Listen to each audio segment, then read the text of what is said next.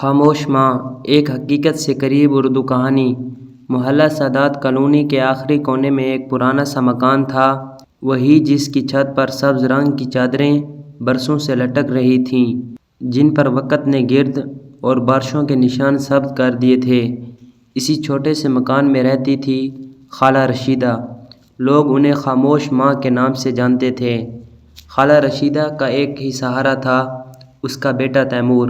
شوہر کا سایہ بچپن میں ہی اٹھ گیا تھا۔ رشیدہ نے محنت مزدوری کر کے تیمور کو پالا، کسی کے کپڑے سلے، کسی کے برتن دھوئے، کسی کے لیے کھانا پکایا۔ بس ایک ہی خواب تھا، میرا بیٹا پڑھ لکھ کر بڑا آدمی بنے۔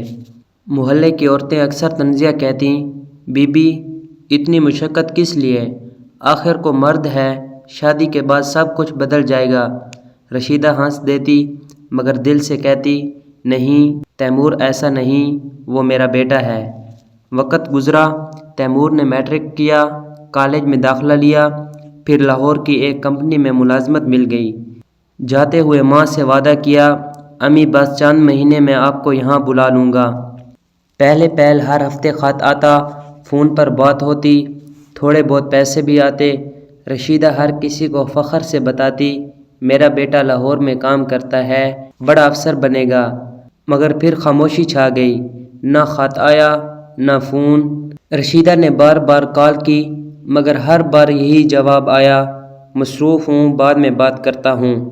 کچھ عرصے بعد محلے کے ایک لڑکے نے لاہور کے بازار میں تیمور کو دیکھا، خاموش لباس، گاڑی میں بیٹھا ہوا، ساتھ ایک خوبصورت عورت اور بچہ۔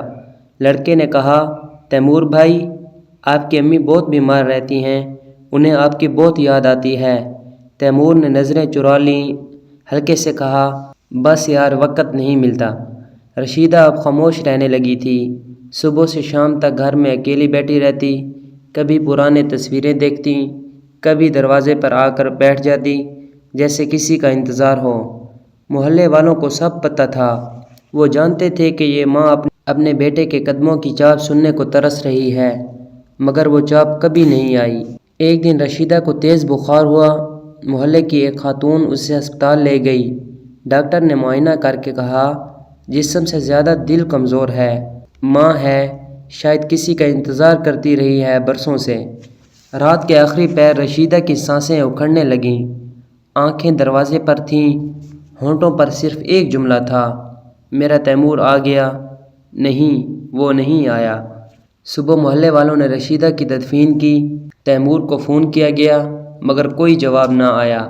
رشیدہ اب خاموش نہیں رہی، ہمیشہ کے لیے خاموش ہو گئی۔ تیمور کا انجام۔ 2 سال بعد ایک دن اچانک تیمور کو اپنی کمپنی سے نکال دیا گیا، کاروبار بند ہوا، بیوی نے طلاق لے لی، بچہ لے کر چلی گئی۔ تنہائی نے اسے گھیرا۔